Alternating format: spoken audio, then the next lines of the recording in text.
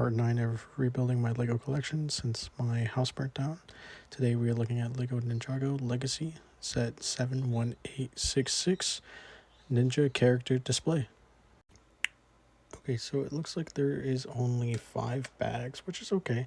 I was expecting a little bit more, but let's build the first bag. Alright, after bag 1 we have this, some extra pieces. The characters that came in, we got Sensei Wu and Kai, as well as their accessories. Onto bag 2. This is after bag number 2.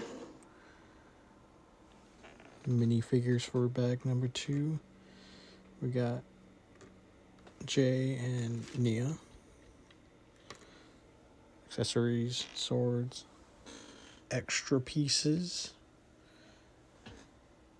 So yeah, on to bag number